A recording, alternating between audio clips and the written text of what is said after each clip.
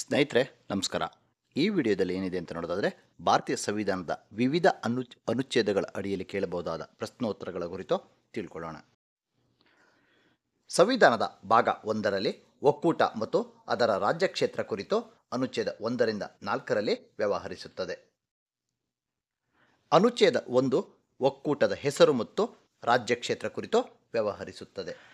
ಅದೇ ರೀತಿ ಭಾಗ 22ರಲ್ಲಿ ಚಿಕ್ಕ ಹೆಸರು ಪ್ರಾರಂಭ ಕುರಿತಂತೆ ಅನುಚ್ಛೇದ 393 ಮತ್ತು 394ರಲ್ಲಿ ವ್ಯವಹರಿಸುತ್ತದೆ. ಸಂವಿಧಾನದ ಭಾಗ 1 ಮತ್ತು ಸಂವಿಧಾನದ ಭಾಗ 22ರ ಅಡಿಯಲ್ಲಿ ಯಾವುದಾದರೂ ಒಂದು ಪ್ರಶ್ನೆ ಇದ್ದೇ ಇರುತ್ತೆ. ಈ ಎರಡು ಭಾಗದ ಅಡಿಯಲ್ಲಿ ಯಾವ ರೀತಿ ಪ್ರಶ್ನೆ ಕೇಳಲಾಗ್ತದೆ ಅಂತ ನನ್ನದೇ ಪುಸ್ತಕದಲ್ಲಿ ಈಗಾಗಲೇ ಹೇಳಿದ್ದೇನೆ. ಅದೇ ರೀತಿ ಭಾಗ 1ರಲ್ಲಿ ರಾಜ್ಯ ಕ್ಷೇತ್ರ ಕುರಿತು ವಿಧಿ 2ರಿಂದ 4ರಲ್ಲಿ ವ್ಯವಹರಿಸುತ್ತದೆ. ಹೊಸ ರಾಜ್ಯಗಳ ರಚನೆಗೆ ಸಂಬಂಧಿಸಿದಂತೆ ಪ್ರಶ್ನೆ ಬರಬಹುದಾದಲ್ಲಿ ಅನುಚ್ಛೇದ 3ರ ಅಡಿಯಲ್ಲಿ ಪ್ರಶ್ನೆ ಇದ್ದೇ ಇರುತ್ತದೆ. ಅನುಚ್ಛೇದ 3ಅನ್ನು ಓದಿ ಅರ್ಥೈಸಿಕೊಂಡಾಗ ನಮಗೆ ತಿಳಿಯುವುದೇನೆಂದರೆ, ಸಂಸತ್ತು ಕಾನೂನಿನ ಮೂಲಕ ಹೊಸ ರಾಜ್ಯದ ರಚನೆಯನ್ನು ಮಾಡುತ್ತದೆ. ಸಂವಿಧಾನದ ಭಾಗ 2ರಲ್ಲಿ ನಾಗರಿಕತ್ವ ಕುರಿತು ವಿಧಿ 5ರಿಂದ 11ರಲ್ಲಿ ವ್ಯವಹರಿಸುತ್ತದೆ. 5ನೇ ವಿಧಿಯು ಸಂವಿಧಾನದ ಪ್ರಾರಂಭದಲ್ಲಿ ನಾಗರಿಕತ್ವ ಕುರಿತು ವ್ಯವಹರಿಸುತ್ತದೆ. ಈ ವಿಧಿಯೊಳಗೆ 3 ಷರತ್ತುಗಳಿದೆ. ವಿಧಿ 5ರ ಸಿ ಷರತ್ತು ಅತಿ ಮುಖ್ಯವಾಗಿದ್ದು, ಈ ಷರತ್ತಿನ ವಾಕ್ಯ ಸಾಲಿನಲ್ಲಿ ಪ್ರತಿಯೊಬ್ಬ ವ್ಯಕ್ತಿಯು ಭಾರತದ ನಾಗರಿಕನಾಗಿರತಕ್ಕದ್ದು ಎಂಬುದರ ಕುರಿತು ಪ್ರಶ್ನೆ ಇರ್ತದೆ. ಯಾಕೆಂದರೆ ಈ ಷರತ್ತಿನಲ್ಲಿ ಪ್ರತಿಯೊಬ್ಬ ವ್ಯಕ್ತಿ ಎಂಬ ಅಭಿವ್ಯಕ್ತಿಯನ್ನು ಒಳಗೊಂಡಿದೆ. ಆದ್ದರಿಂದ ವಿಧಿ 5ರ ಸಿ ಅಡಿಯಲ್ಲಿ ಪ್ರಶ್ನೆ ಕೇಳಲಾಗುತ್ತದೆ. ಇಲ್ಲಿ ನಾಗರಿಕತ್ವಕ್ಕೆ ಸಂಬಂಧಿಸಿದಂತೆ ಮತ್ತೊಂದು ರೀತಿಯಲ್ಲಿ ಪ್ರಶ್ನೆ ಇರ್ತದೆ. ಇದು ಬೇರೆ ಆಕ್ಟಲ್ಲಿ ಸಿಗೋದಿಲ್ಲ. ಆ ಪ್ರಶ್ನೆ ಯಾವುದು ಅಂತ ನೋಡೋಣ. ಕೆಳಗಿನವುಗಳಲ್ಲಿ ಯಾವುದು ಭಾರತೀಯ ಸಂವಿಧಾನದ ಫೆಡರಲ್ ವೈಶಿಷ್ಟ್ಯವಲ್ಲ ಅಥವಾ ಸಂಯುಕ್ತ ಲಕ್ಷಣವಲ್ಲ? 4 ಆಪ್ಷನ್ ಇದೆ. ಆಪ್ಷನ್ ಎ ಪ್ರಕಾರ ಕೇಂದ್ರ ಮತ್ತು ರಾಜ್ಯಗಳ ನಡುವೆ ಅಧಿಕಾರ ಹಂಚಿಕೆ. ಆಪ್ಷನ್ ಬಿ ಪ್ರಕಾರ ಲಿಖಿತ ಸಂವಿಧಾನ. ಆಪ್ಷನ್ ಸಿ ಪ್ರಕಾರ ಏಕಪೌರತ್ವ. ಆಪ್ಷನ್ ಡಿ ಪ್ರಕಾರ ಸ್ವತಂತ್ರ ನ್ಯಾಯಾಂಗ. ಸರಿಯಾದ ಆಯ್ಕೆ ಆಪ್ಷನ್ ಸಿ ಏಕಪೌರತ್ವ. ಯಾಕೆಂದರೆ ಏಕಪೌರತ್ವವು ಭಾರತೀಯ ಸಂವಿಧಾನದ ಸಂಯುಕ್ತ ಲಕ್ಷಣವಲ್ಲ. ಇಲ್ಲಿ ಏಕೀಕೃತ ಸರ್ಕಾರವು ಎಲ್ಲ ಅಧಿಕಾರಗಳನ್ನು ರಾಷ್ಟ್ರೀಯ ಸರ್ಕಾರ ಮತ್ತು ಪ್ರಾದೇಶಿಕ ಸರ್ಕಾರಗಳಲ್ಲಿ ಹೊಂದಿದೆ. ಮತ್ತೊಂದೆಡೆ ಸಂಯುಕ್ತ ಸರ್ಕಾರವು ಸಂವಿಧಾನದ ಮೂಲಕ ರಾಷ್ಟ್ರೀಯ ಸರ್ಕಾರ ಮತ್ತು ಪ್ರಾದೇಶಿಕ ಸರ್ಕಾರಗಳ ನಡುವೆ ಅಧಿಕಾರಗಳನ್ನು ವಿಂಗಡಿಸಲಾಗುತ್ತದೆ ಮತ್ತು ಎರಡು ಸ್ವತಂತ್ರವಾಗಿ ತಮ್ಮ ಅಧಿಕಾರ ವ್ಯಾಪ್ತಿಯಲ್ಲಿ ಕಾರ್ಯನಿರ್ವಹಿಸುತ್ತವೆ. ಹಾಗಾಗಿ ಏಕಪೌರತ್ವವು ಭಾರತೀಯ ಸಂವಿಧಾನದ ಸಂಯುಕ್ತ ಲಕ್ಷಣವಲ್ಲ. ಸಂವಿಧಾನದ ಭಾಗ 2ರಲ್ಲಿ 5ನೇ ವಿಧಿಯು ನಾಗರಿಕತ್ವ ಕುರಿತು ವ್ಯವಹರಿಸಿದ್ರೆ 9ನೇ ವಿಧಿಯು ವಿದೇಶಿ ನಾಗರಿಕತ್ವ ಕುರಿತು ವ್ಯವಹರಿಸ್ತದೆ. ವಿಧಿ 9ರ ಮೇಲೆ ಯಾವ ರೀತಿ ಪ್ರಶ್ನೆ ಇರ್ತದೆ ಅಂತ ನೋಡೋದಾದರೆ, ಸ್ವಇಚ್ಛೆಯಿಂದ ವಿದೇಶಿ ರಾಜ್ಯದ ನಾಗರಿಕತ್ವವನ್ನು ಪಡೆದವರು ಭಾರತದ ನಾಗರಿಕರಲ್ಲ ಎಂದು ಭಾರತ ಸಂವಿಧಾನದ ಯಾವ ವಿಧಿಯು ಸೂಚಿಸುತ್ತದೆ ಎಂಬುದರ ಕುರಿತು ಪ್ರಶ್ನೆ ಇರ್ತದೆ. ಇನ್ನು 11ನೇ ವಿಧಿ ಏನು ಹೇಳ್ತದಪ್ಪ ಅಂದರೆ, ನಾಗರಿಕತ್ವದ ಹಕ್ಕನ್ನು ನಿಯಂತ್ರಿಸುವ ಅಧಿಕಾರ ಕುರಿತು ಹೇಳ್ತದೆ. ಹಾಗಾದರೆ 11ನೇ ವಿಧಿ ಪ್ರಕಾರ ನಾಗರಿಕತ್ವದ ಹಕ್ಕನ್ನು ನಿಯಂತ್ರಿಸುವ ಅಧಿಕಾರ ಯಾರಿಗಿದೆ ಎಂದರೆ ಸಂಸತ್ತಿಗಿದೆ. 5ನೇ ವಿಧಿ ನಾಗರಿಕತ್ವ ಪಡ್ಕೊಳ್ಳೋದ್ರ ಬಗ್ಗೆ ಹೇಳಿದ್ರೆ 9ನೇ ವಿಧಿ ವಿದೇಶಿ ನಾಗರಿಕತ್ವ ಕುರಿತು ವ್ಯವಹರಿಸ್ತದೆ. 11ನೇ ವಿಧಿ ನಾಗರಿಕತ್ವದ ಹಕ್ಕನ್ನು ನಿಯಂತ್ರಿಸುವ ಸಂಸತ್ತಿನ ಅಧಿಕಾರ ಕುರಿತು ಹೇಳ್ತದೆ. ಸಂವಿಧಾನದ ಭಾಗ 3ರಲ್ಲಿ ಮೂಲಭೂತ ಹಕ್ಕುಗಳ ಕುರಿತು ಅನುಚ್ಛೇದ 12ರಿಂದ 35ರಲ್ಲಿ ವ್ಯವಹರಿಸುತ್ತದೆ. ಸಂವಿಧಾನದ ಭಾಗ 4ರಲ್ಲಿ ರಾಜ್ಯ ನೀತಿಯ ನಿರ್ದೇಶಕ ತತ್ವಗಳ ಕುರಿತು ಅನುಚ್ಛೇದ 36ರಿಂದ 51ರಲ್ಲಿ ವ್ಯವಹರಿಸುತ್ತದೆ. ಇನ್ನು ಸಂವಿಧಾನದ ಭಾಗ 4ಎ ಮೂಲಭೂತ ಕರ್ತವ್ಯಗಳ ಕುರಿತು ಅನುಚ್ಛೇದ 51ಎ ವ್ಯವಹರಿಸುತ್ತದೆ. ಈ 3 ಭಾಗಗಳಿಂದ ಕನಿಷ್ಠ 4 ಪ್ರಶ್ನೆಗಳಾದರೂ ಇದ್ದೇ ಇರುತ್ತೆ. ಸಂವಿಧಾನದ ಭಾಗ 3ರ ಅಡಿಯಲ್ಲಿ ಮೂಲಭೂತ ಹಕ್ಕುಗಳಿಗೆ ಸಂಬಂಧಿಸಿದಂತೆ ಪ್ರಶ್ನೆ ಏನಿರ್ತದೆ ಅಂತ ನೋಡೋಣ. ಭಾರತದ ಸಂವಿಧಾನದ ಯಾವ ಭಾಗವು ಮೂಲಭೂತ ಹಕ್ಕುಗಳೊಂದಿಗೆ ವ್ಯವಹರಿಸುತ್ತದೆ? ಸರಿಯಾದ ಉತ್ತರ ಭಾರತ ಸಂವಿಧಾನದ ಭಾಗ 3 ಮೂಲಭೂತ ಹಕ್ಕುಗಳೊಂದಿಗೆ ವ್ಯವಹರಿಸುತ್ತದೆ. ಅದೇ ರೀತಿ ಮೂಲಭೂತ ಹಕ್ಕುಗಳಿಗೆ ಸಂಬಂಧಿಸಿದಂತೆ ಮತ್ತೊಂದು ರೀತಿ ಪ್ರಶ್ನೆ ಇರ್ತದೆ, ಏನು ಅಂತ ನೋಡೋಣ. ಮೂಲಭೂತ ಹಕ್ಕುಗಳ ಉಲ್ಲಂಘನೆಯ ಸಂದರ್ಭದಲ್ಲಿ ನಿರ್ದೇಶನಗಳನ್ನು ನೀಡಲು ಯಾವ ನ್ಯಾಯಾಲಯವು ಅಧಿಕಾರವನ್ನು ಹೊಂದಿರುತ್ತದೆ? ಈ ಪ್ರಶ್ನೆಗೆ ಸರಿಯಾದ ಉತ್ತರ ಮೂಲಭೂತ ಹಕ್ಕುಗಳ ಉಲ್ಲಂಘನೆಯ ಸಂದರ್ಭದಲ್ಲಿ ಸರ್ವೋಚ್ಚ ನ್ಯಾಯಾಲಯವು ನಿರ್ದೇಶನಗಳನ್ನು ನೀಡುವ ಅಧಿಕಾರವನ್ನು ಹೊಂದಿರುತ್ತದೆ. ಅಂದರೆ ಸಂವಿಧಾನದ ಭಾಗ 3ರ ಅಡಿಯಲ್ಲಿ ನೀಡಿರುವ ಯಾವುದೇ ಹಕ್ಕುಗಳ ಜಾರಿಗಾಗಿ habeas corpus, mandamus, prohibition, quo warranto ಮತ್ತು ಸರ್ಟಿಯೋರರಿಗಳ ಸ್ವರೂಪದಲ್ಲಿ ರಿಟ್ಗಳನ್ನು ಒಳಗೊಂಡಂತೆ ನಿರ್ದೇಶನಗಳು ಅಥವಾ ಆದೇಶಗಳು ಅಥವಾ ರಿಟ್ಗಳನ್ನು ಹೊರಡಿಸಲು ಸರ್ವೋಚ್ಚ ನ್ಯಾಯಾಲಯವು ಅಧಿಕಾರವನ್ನು ಹೊಂದಿರುತ್ತದೆ.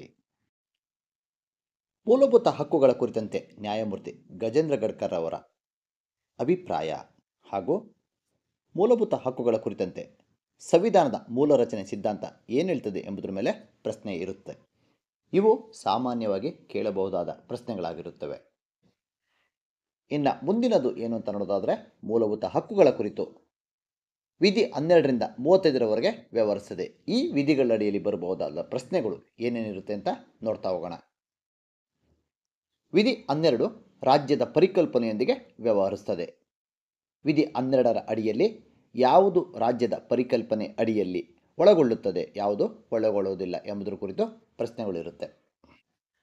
ವಿಧಿ 12ಕ್ಕೆ ಸಂಬಂಧಿಸಿದಂತೆ ಹೆಚ್ಚಿನ ವಿಷಯಕ್ಕಾಗಿ ಬೇರಟ್ಟನ್ನು ಹೊರತುಪಡಿಸಿ ಟೆಕ್ಸ್ಟ್ ಬುಕ್ಕನ್ನು ಓದಿಕೊಳ್ಳುವುದು.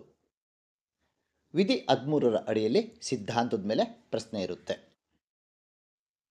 ಸಂವಿಧಾನದ ಭಾಗ 3ರಲ್ಲಿ ಮೂಲಭೂತ ಹಕ್ಕುಗಳಲ್ಲಿ ಸಮಾನತೆಯ ಹಕ್ಕು ವಿಧಿ 14ರಿಂದ 18ರಲ್ಲಿ ವ್ಯವಹರಿಸುತ್ತದೆ. 14ನೇ ವಿಧಿಯು ಹೇಳುವುದೇನೆಂದರೆ, ಕಾನೂನಿನ ಮುಂದೆ ಸಮಾನತೆ ಕುರಿತು ಎಲ್ಲ ವ್ಯಕ್ತಿಗಳಿಗೆ ಕಾನೂನಿನ ಮುಂದೆ ಸಮಾನತೆ ಮತ್ತು ಕಾನೂನಿನ ಸಮಾನ ಸಂರಕ್ಷಣೆಯನ್ನು ಒದಗಿಸುತ್ತದೆ. ವಿಧಿ 14ರ ಅಡಿಯಲ್ಲಿ ಎಲ್ಲ ವ್ಯಕ್ತಿಗಳಿಗೆ ಅಥವಾ ಯಾರ ವ್ಯಕ್ತಿಗೆ ಎಂಬುದರ ಅರ್ಥವು ಶತ್ರು ವಿದೇಶಿಯರನ್ನು ಹೊರತುಪಡಿಸಿ ಭಾರತದ ನಾಗರಿಕರಿಗೆ ಮತ್ತು ನಾಗರಿಕರಲ್ಲದವರಿಗೂ ಅನ್ವಯಿಸುತ್ತದೆ. ಒಟ್ಟಾರೆಯಾಗಿ 14ನೇ ವಿಧಿಯ ಅಡಿಯಲ್ಲಿ ಪ್ರತಿಪಾದಿಸಲಾದ ಸಮಾನತೆಯ ಹಕ್ಕು ನಾಗರಿಕರು ಮತ್ತು ನಾಗರಿಕರಲ್ಲದವರಿಗೂ ಲಭ್ಯವಿದೆ. ವಿಧಿ 14ನ್ನು ಓದುವಾಗ ಯಾರೇ ವ್ಯಕ್ತಿಗೆ ಕಾನೂನಿನ ಮುಂದೆ ಸಮಾನತೆಯನ್ನು ಅಥವಾ ಕಾನೂನುಗಳಿಂದ ಸಮಾನ ಸಂರಕ್ಷಣೆಯನ್ನು ಎಂಬ ವಾಕ್ಯಗಳನ್ನು ನೆನಪಿನಲ್ಲಿಟ್ಟುಕೊಳ್ಳಬೇಕು.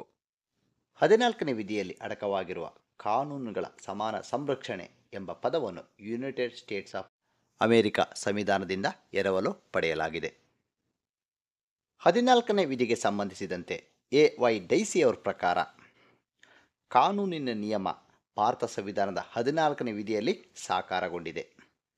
ಭಾರತ ಸಂವಿಧಾನದ 14ನೇ ವಿಧಿಯಲ್ಲಿ ಡೈಸಿಯಿಂದ ನಮೂದಿಸಲ್ಪಟ್ಟಿರುವ ಕಾನೂನಿನ ಮುಂದೆ ಸಮಾನತೆಯನ್ನು ಅಳವಡಿಸಲಾಗಿದೆ ಹಾಗೂ ಕಾನೂನುಬದ್ಧ ನಿರೀಕ್ಷೆಯ ಸಿದ್ಧಾಂತವು ಸಂವಿಧಾನದ 14ನೇ ವಿಧಿಯ ಅಡಿಯಲ್ಲಿ ಸಂಯೋಜಿಸಲ್ಪಟ್ಟಿರುವ ಅನಿಯಂತ್ರಿತತೆಯ ತತ್ವದ ವ್ಯಾಪ್ತಿಯಲ್ಲಿ ಬರುತ್ತದೆ. 15ನೇ ವಿಧಿಯು ಭಾರತದ ನಾಗರಿಕರಿಗೆ ಮಾತ್ರ ಲಭ್ಯವಿರುವ ಮೂಲಭೂತ ಹಕ್ಕಿನ ಅನುಚ್ಛೇದವಾಗಿದೆ. ವಿಧಿ 15ರ ಉಪವಿಧಿ 1 ಪ್ರಕಾರ ಧರ್ಮ, ಜನಾಂಗ, ಜಾತಿ, ಲಿಂಗ, ಜನ್ಮಸ್ಥಳ ಅಥವಾ ಅವುಗಳಲ್ಲಿ ಯಾವುದಾದರೂ ಆಧಾರದ ಮೇಲೆ ರಾಜ್ಯವು ಯಾವುದೇ ನಾಗರಿಕರ ವಿರುದ್ಧ ತಾರತಮ್ಯ ಮಾಡಬಾರದು ಅಂತ ಹೇಳ್ತದೆ. ಆದರೆ ವಿಧಿ 15ರ ಉಪವಿಧಿ 3ರ ಪ್ರಕಾರ ಈ ಅನುಚ್ಛೇದದಲ್ಲಿ ಅಂದರೆ ಸದರಿ ಅನುಚ್ಛೇದ 15ರಲ್ಲಿ ಇರುವುದ್ಯಾವುದು ಹೆಂಗಸರು ಮತ್ತು ಮಕ್ಕಳಿಗಾಗಿ ವಿಶೇಷ ಉಪಬಂಧವನ್ನು ಮಾಡದಂತೆ ರಾಜ್ಯವನ್ನು ನಿರ್ಬಂಧಿಸುವಂತಿಲ್ಲ ಅಥವಾ ಪ್ರತಿಬಂಧಿಸತಕ್ಕದ್ದಲ್ಲ ಅಂತ ಹೇಳ್ತದೆ. ಶೈಕ್ಷಣಿಕ ಸಂಸ್ಥೆಗಳಲ್ಲಿ ಅನುಸೂಚಿತ ಜಾತಿಗಳ ಮತ್ತು ಅನುಸೂಚಿತ ಬುಡಕಟ್ಟುಗಳ ಪರವಾಗಿ ಸೀಟುಗಳ ಮೀಸಲಾತಿಯನ್ನು ಅನುಚ್ಛೇದ 15ರ ಉಪವಿಧಿ 4ರ ಮೂಲಕ ನಿಯಂತ್ರಿಸಲಾಗುತ್ತದೆ. ಅಂದರೆ ಇದರ ಅರ್ಥ ಶಿಕ್ಷಣದಲ್ಲಿ ಅವರ ಪ್ರಗತಿಗೆ ವಿಶೇಷ ನಿಬಂಧನೆಗಳನ್ನು ಮಾಡಲು ಇದು ರಾಜ್ಯಕ್ಕೆ ಅಧಿಕಾರವನ್ನು ನೀಡುತ್ತದೆ.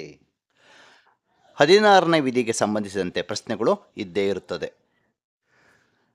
16ನೇ ವಿಧಿಯಲ್ಲಿ ಅತಿ ಮುಖ್ಯವಾದ ಪರಿಚ್ಛೇದಗಳು ಯಾವ್ಯಾವು ಅಂತ ನೋಡೋದಾದರೆ 16ನೇ ವಿಧಿಯ ಪರಿಚ್ಛೇದ 1, 2, 4, 4A, 4B ಮತ್ತು 6. ಈ ಪರಿಚ್ಛೇದಗಳ ಅಡಿಯಲ್ಲಿ ಕೇಳಬಹುದಾದ ಪ್ರಶ್ನೆಗಳು ಯಾವ ರೀತಿ ಇರುತ್ತೆ ಅಂತ ನನ್ನದೇ ಪುಸ್ತಕದಲ್ಲಿ ಸಂಪೂರ್ಣ ವಿವರಣೆಯೊಂದಿಗೆ ವಿವರಿಸಿದ್ದೇನೆ.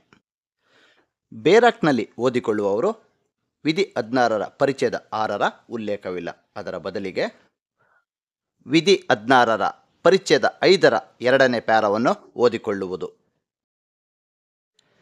ಸಂವಿಧಾನದ ಭಾಗ 3ರಲ್ಲಿ 17ನೇ ವಿಧಿಯು ಅಸ್ಪೃಶ್ಯತೆಯ ನಿರ್ಮೂಲನೆ ಕುರಿತು ವ್ಯವಹರಿಸುತ್ತದೆ.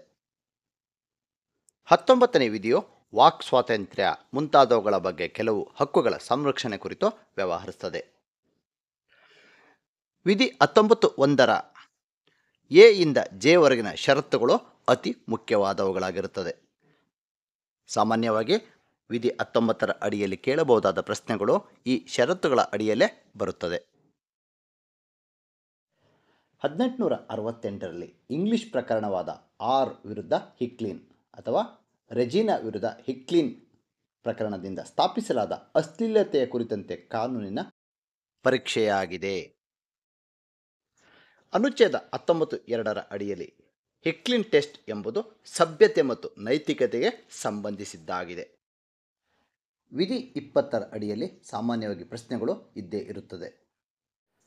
ಅಪರಾಧಗಳ ಬಗ್ಗೆ ಅಪರಾಧಿ ಎಂದು ನಿರ್ಣಯಿಸುವ ಸಂಬಂಧದಲ್ಲಿ ಸಂರಕ್ಷಣೆ ಎಂಬುದು ಸಂವಿಧಾನದ 20ನೇ ವಿಧಿಯ ಸಾರವಾಗಿದೆ. ವಿಧಿ 20ರ ಉಪವಿಧಿ 1ರ ಸಿದ್ಧಾಂತವೇನೆಂದರೆ ವಿಚಾರಣೆಗೊಳಪಡಿಸಿ ಖುಲಾಸೆಗೊಳಿಸಿದರೆ ಅಥವಾ ಅಪರಾಧಿ ಎಂದು ನಿರ್ಣಯಿಸಿದರೆ ಅದೇ ಅಪರಾಧಕ್ಕಾಗಿ ಅವನನ್ನು ಮತ್ತೆ ವಿಚಾರಣೆಗೆ ಒಳಪಡಿಸಲಾಗುವುದಿಲ್ಲ. ಈ ವಿಧಿಯು ಎಕ್ಸ್ ಪೋಸ್ಟ್ ಫ್ಯಾಕ್ಟೋ ಲಾ ಎಂಬ ಕಾನೂನಿನ ಸೂತ್ರವನ್ನು ಆಧರಿಸಿದ್ದು ಎಕ್ಸ್ ಪೋಸ್ಟ್ ಫ್ಯಾಕ್ಟೋ ಕಾನೂನಿನ ವಿರುದ್ಧ ರಕ್ಷಣೆಯನ್ನು ನೀಡುತ್ತದೆ.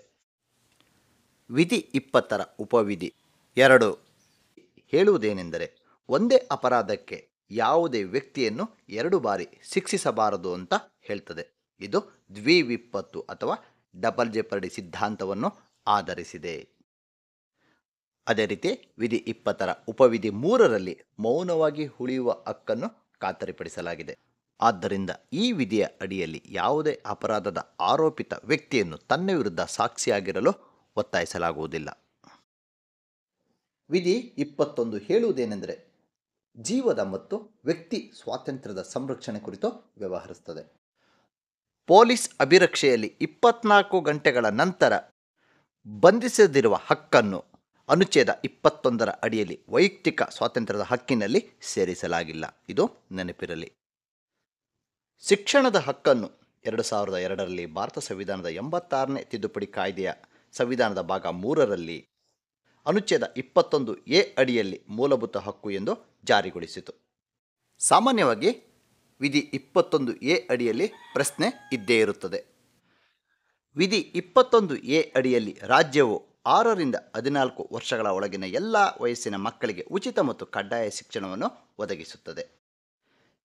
ವಿಧಿ 22 ಕೆಲವು ಸಂದರ್ಭಗಳಲ್ಲಿ ದಸ್ತಗಿರಿಯಿಂದ ಮತ್ತು ಸ್ಥಾನಬದ್ಧತೆಗಳಿಂದ ಸಂರಕ್ಷಣೆಯನ್ನು ನೀಡುತ್ತದೆ.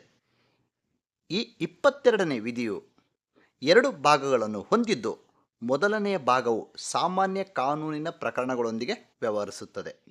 2ನೆಯ ಭಾಗವು ಪ್ರತಿಬಂಧಕ ಸ್ಥಾನಬದ್ಧತೆ ಕಾನೂನಿನ ಪ್ರಕರಣಗಳೊಂದಿಗೆ ವ್ಯವಹರಿಸುತ್ತದೆ. ಈ ವಿಧಿಯಡಿಯಲ್ಲಿ ಕೇಳಬಹುದಾದ ಪ್ರಶ್ನೆಗೆ ಸಂಬಂಧಪಟ್ಟಂತೆ ಉಪವಿಧಿ 1 ಮತ್ತು ಉಪವಿಧಿ 4(a) ಅನ್ನು ಓದಿಕೊಳ್ಳುವುದು.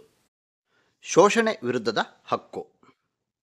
ಈ ಶೋಷಣೆ ವಿರುದ್ಧದ ಹಕ್ಕು ಎಲ್ಲ ರೀತಿಯ ಬಲವಂತ ದುಡಿಮೆಯನ್ನು ಒಳಗೊಂಡಂತೆ ಬಾಲಕಾರ್ಮಿಕ ಮತ್ತು ಮಾನವರ ಕಳ್ಳಸಾಗಣೆಯನ್ನು ನಿಷೇಧಿಸುತ್ತದೆ. ಈ ಹಕ್ಕನ್ನು 23 ಮತ್ತು 24 ಈ 2 ವಿಧಿಗಳ ಅಡಿಯಲ್ಲಿ ವಿವರಿಸಲಾಗಿದೆ. ಧರ್ಮ ಸ್ವಾತಂತ್ರ್ಯದ ಹಕ್ಕು ಕುರಿತು ಅನುಚ್ಛೇದ 25ರಿಂದ 28ರಲ್ಲಿ ವ್ಯವಹರಿಸುತ್ತದೆ. ಸಂವಿಧಾನದ ಭಾಗ 3ರಲ್ಲಿ ಸಾಂಸ್ಕೃತಿಕ ಮತ್ತು ಶೈಕ್ಷಣಿಕ ಹಕ್ಕುಗಳ ಕುರಿತು 29 ಮತ್ತು 30ನೇ ವಿಧಿಯಲ್ಲಿ ವ್ಯವಹರಿಸುತ್ತದೆ. 30ನೇ ವಿಧಿಯು ಅಲ್ಪಸಂಖ್ಯಾತರಿಗೆ ತಮ್ಮ ಆಯ್ಕೆಯ ಶಿಕ್ಷಣ ಸಂಸ್ಥೆಯನ್ನು ಸ್ಥಾಪಿಸುವ ಮತ್ತು ನಿರ್ವಹಿಸುವ ಹಕ್ಕನ್ನು ಒದಗಿಸುತ್ತದೆ. ಸಂವಿಧಾನಾತ್ಮಕ ಪರಿಹಾರಗಳ ಹಕ್ಕು ಕುರಿತಂತೆ ಅನುಚ್ಛೇದ 32ರಿಂದ 35ರಲ್ಲಿ ವ್ಯವಹರಿಸುತ್ತದೆ. ಸಂವಿಧಾನಾತ್ಮಕ ಪರಿಹಾರಗಳ ಹಕ್ಕು ಕುರಿತಂತೆ 32ನೇ ವಿಧಿಯಡಿಯಲ್ಲಿ ಮೂಲಭೂತ ಹಕ್ಕುಗಳ ಜಾರಿಗಾಗಿ ಭಾರತದ ಸರ್ವೋಚ್ಚ ನ್ಯಾಯಾಲಯಕ್ಕೆ ತೆರಳುವ ಹಕ್ಕನ್ನು ಖಾತರಿಪಡಿಸಲಾಗಿದೆ. ಅದೇ ರೀತಿ ಸಾರ್ವಜನಿಕ ಹಿತಾಸಕ್ತಿ ದಾವೆಗಳನ್ನು ಸರ್ವೋಚ್ಚ ನ್ಯಾಯಾಲಯವು 32ರ ವಿಧಿಯಡಿಯಲ್ಲಿ ಪರಿಗಣಿಸುತ್ತದೆ. ಒಟ್ಟಾರೆಯಾಗಿ ಭಾರತ ಸಂವಿಧಾನದ ಭಾಗ 3 ಮೂಲಭೂತ ಹಕ್ಕುಗಳ ಕುರಿತು ವ್ಯವಹರಿಸುತ್ತದೆ. ಈ ಭಾಗದಲ್ಲಿ ಒಳಗೊಂಡಿರುವ ಅನುಚ್ಛೇದಗಳು ಅನುಚ್ಛೇದ 12ರಿಂದ 35 ಇದರಲ್ಲಿ ಮೂಲಭೂತ ಹಕ್ಕುಗಳೊಂದಿಗೆ ವ್ಯವಹರಿಸುತ್ತದೆ. ಸಂವಿಧಾನದ ಭಾಗ 4ರಲ್ಲಿ ರಾಜ್ಯ ನೀತಿಯ ನಿರ್ದೇಶಕ ತತ್ವಗಳ ಕುರಿತು ಅನುಚ್ಛೇದ 36ರಿಂದ 51ರಲ್ಲಿ ವಿವರಿಸುತ್ತದೆ. ರಾಜ್ಯ ನೀತಿಯ ನಿರ್ದೇಶನ ತತ್ವಗಳಿಗೆ ಸಂಬಂಧಿಸಿದ ಭಾರತ ಸಂವಿಧಾನದಲ್ಲಿನ ನಿಬಂಧನೆಗಳನ್ನು ಐರಿಷ್ ಸಂವಿಧಾನದಿಂದ ಎರವಲು ಪಡೆಯಲಾಗಿದೆ.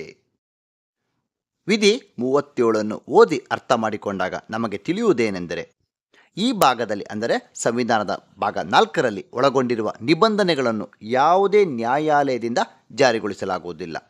ಆದರೆ ಅದರಲ್ಲಿರುವ ತತ್ವಗಳು ದೇಶದ ಆಡಳಿತದಲ್ಲಿ ಮೂಲಭೂತವಾಗಿವೆ ಮತ್ತು ಕಾನೂನುಗಳನ್ನು ರಚಿಸುವಲ್ಲಿ ಈ ತತ್ವಗಳನ್ನು ಅನ್ವಯಿಸುವುದು ರಾಜ್ಯದ ಕರ್ತವ್ಯವಾಗಿರುತ್ತದೆ. ರಾಜ್ಯ ನೀತಿಯ ನಿರ್ದೇಶನ ತತ್ವಗಳ ಜಾರಿಯು ಸರ್ಕಾರಕ್ಕೆ ಲಭ್ಯವಿರುವ ಸಂಪನ್ಮೂಲಗಳ ಮೇಲೆ ಅವಲಂಬಿತವಾಗಿರುತ್ತದೆ. ಅನುಚ್ಛೇದ 39A ಭಾರತ ಸಂವಿಧಾನದ 39A ಅನುಚ್ಛೇದವು ಸಮಾನ ನ್ಯಾಯ ಮತ್ತು ಉಚಿತ ಕಾನೂನು ನೆರವಿನೊಂದಿಗೆ ವ್ಯವಹರಿಸುತ್ತದೆ. ವಿಧಿ 39A ಕುರಿತಂತೆ ಪ್ರಶ್ನೆ ಇದ್ದೇ ಇರುತ್ತದೆ. ವಿಧಿ 39A ಇದು ಮೂಲಭೂತ ಹಕ್ಕಲ್ಲ, ಆದರೆ ಇದು ರಾಜ್ಯ ನೀತಿಯ ನಿರ್ದೇಶಕ ತತ್ವಗಳ ಅಡಿಯಲ್ಲಿ ಬರುತ್ತದೆ. ಇದು ನೆನಪಿರಲಿ. 40ನೇ ವಿಧಿಯು ಗ್ರಾಮ ಪಂಚಾಯಿತಿಗಳ ಸಂಘಟನೆ ಕುರಿತು ವ್ಯವಹರಿಸುತ್ತದೆ. ಇದನ್ನು ಓದಿ ಅರ್ಥೈಸಿಕೊಂಡಾಗ ನಮಗೆ ತಿಳಿಯುವುದೇನೆಂದರೆ, ರಾಜ್ಯ ನೀತಿಯ ನಿರ್ದೇಶನ ತತ್ವಗಳಲ್ಲಿ 40ನೇ ವಿಧಿ ಅಡಿಯಲ್ಲಿ ಗ್ರಾಮ ಪಂಚಾಯಿತಿಗಳನ್ನು ಸಂಘಟಿಸಲು ರಾಜ್ಯವು ಕ್ರಮವನ್ನು ತೆಗೆದುಕೊಳ್ಳುತ್ತದೆ ಮತ್ತು ಸ್ವ ಸರ್ಕಾರದ ಘಟಕಗಳಾಗಿ ಕಾರ್ಯನಿರ್ವಹಿಸಲು ಅಗತ್ಯವಿರುವಂಥ ಅಧಿಕಾರ ಮತ್ತು ಪ್ರಾಧಿಕಾರವನ್ನು ಅವರಿಗೆ ನೀಡುತ್ತದೆ. ವಿಧಿ 41ನ್ನು ಓದಿ ಅರ್ಥೈಸಿಕೊಂಡಾಗ ನಮಗೆ ತಿಳಿಯುವುದೇನೆಂದರೆ, ಕೆಲಸ ಮಾಡುವ, ಶಿಕ್ಷಣ ಪಡೆಯುವ ಮತ್ತು ನಿರುದ್ಯೋಗ, ವೃದ್ಧಾಪ್ಯ, ರೋಗ ಮತ್ತು ಅಸಮರ್ಥತೆಯ ಮತ್ತು ಇತರ ಅನಿವಾರ್ಯ ದೈನ್ಯಾವಸ್ಥೆಯ ಸಂದರ್ಭಗಳಲ್ಲಿ ಸರ್ಕಾರದ ಸಹಾಯವನ್ನು ಪಡೆಯುವ ಹಕ್ಕಿಗೆ ಸಂಬಂಧಪಟ್ಟಂತೆ ಪರಿಣಾಮಕಾರಿಯಾದ ಉಪಬಂಧವನ್ನು ಮಾಡಬಹುದಾಗಿದೆ. ಆದರೆ ವಿಧಿ 41ರ ಅಡಿಯಲ್ಲಿ ಪಡೆದಂಥ ಹಕ್ಕುಗಳನ್ನು ನ್ಯಾಯಾಲಯದಿಂದ ಜಾರಿಗೊಳಿಸಲಾಗುವುದಿಲ್ಲ. ಏಕರೂಪ ಸಿವಿಲ್ ಸಮಿತಿ ಎಂಬ ಪದವನ್ನು ಭಾರತೀಯ ಸಂವಿಧಾನದ ಭಾಗ 4ರ 44ನೇ ವಿಧಿ ಅಡಿಯಲ್ಲಿ ಸ್ಪಷ್ಟವಾಗಿ ಉಲ್ಲೇಖಿಸಲಾಗಿದೆ. ಅನುಚ್ಛೇದ 44 ಹೇಳುವುದೇನೆಂದರೆ, ಭಾರತದ ರಾಜ್ಯ ಕ್ಷೇತ್ರದಾದ್ಯಂತ ನಾಗರಿಕರಿಗೆ ಏಕರೂಪ ಸಿವಿಲ್ ಸಮಿತಿಯನ್ನು ಪಡೆಯಲು ರಾಜ್ಯವು ಪ್ರಯತ್ನಿಸುತ್ತದೆ. ರಾಜ್ಯ ನೀತಿಯ ನಿರ್ದೇಶನ ತತ್ವಗಳ ಅಡಿಯಲ್ಲಿ 48ನೇ ವಿಧಿಯು ತಳಿಗಳನ್ನು ಸಂರಕ್ಷಿಸಲು ಮತ್ತು ಸುಧಾರಿಸಲು ಕ್ರಮವನ್ನು ತೆಗೆದುಕೊಳ್ಳುವಂತೆ ನಿರ್ದೇಶಿಸುತ್ತದೆ. ವಿಧಿ 48A ಹೇಳುವುದೇನೆಂದರೆ, ಪರಿಸರ ಸಂರಕ್ಷಣೆ ಮತ್ತು ಸುಧಾರಣೆ ಮತ್ತು ಅರಣ್ಯಗಳ ಹಾಗೂ ವನ್ಯಜೀವಿಗಳ ರಕ್ಷಣೆಗೆ ಸಂಬಂಧಿಸಿದಂತೆ ರಾಜ್ಯವು ಪ್ರಯತ್ನಿಸತಕ್ಕದ್ದು ಎಂದು ಹೇಳುತ್ತದೆ. 50ನೇ ವಿಧಿಯು ನ್ಯಾಯಾಂಗವನ್ನು ಕಾರ್ಯಾಂಗದಿಂದ ಪ್ರತ್ಯೇಕಿಸುವುದರ ಕುರಿತು ವ್ಯವಹರಿಸುತ್ತದೆ. ಸಂವಿಧಾನದ ಭಾಗ 4A ಮೂಲಭೂತ ಕರ್ತವ್ಯಗಳ ಕುರಿತು ಅನುಚ್ಛೇದ 51A ಅಡಿಯಲ್ಲಿ ವ್ಯವಹರಿಸುತ್ತದೆ. ಅನುಚ್ಛೇದ 51A ಅಡಿಯಲ್ಲಿ ಮೂಲಭೂತ ಕರ್ತವ್ಯಗಳನ್ನು A ಇಂದ K ವರೆಗೂ ಕೊಡಲಾಗಿದೆ. ಮೂಲಭೂತ ಕರ್ತವ್ಯಗಳ ಕುರಿತು ಯಾವುದಾದ್ರೂ ಪ್ರಶ್ನೆ ಇದ್ದೇ ಇರುತ್ತದೆ. ಭಾರತ ಸಂವಿಧಾನದಲ್ಲಿ 10 ಮೂಲಭೂತ ಕರ್ತವ್ಯಗಳಿತ್ತು. 2002ರ ಇಸವಿಯಲ್ಲಿ 86ನೇ ಸಾಂವಿಧಾನಿಕ ತಿದ್ದುಪಡಿ ಕಾಯ್ದೆಯಿಂದ 11ನೇ ಮೂಲಭೂತ ಕರ್ತವ್ಯವನ್ನು ಅಂದರೆ K ಅನ್ನು ಸೇರಿಸಲಾಯಿತು. ಇದು ಶಿಕ್ಷಣದ ಹಕ್ಕನ್ನು ಕುರಿತು ಹೇಳುತ್ತದೆ. ಈ ಮೂಲಭೂತ ಕರ್ತವ್ಯಗಳಿಗೆ ಸಂಬಂಧಿಸಿದ ಪ್ರಶ್ನೆಗಳು ಯಾವ ರೀತಿ ಇರುತ್ತೆ ಅಂತ ನನ್ನದೇ ಪುಸ್ತಕದಲ್ಲಿ ಸಂಪೂರ್ಣ ವಿವರಣೆಯೊಂದಿಗೆ ವಿವರಿಸಿದ್ದೇನೆ.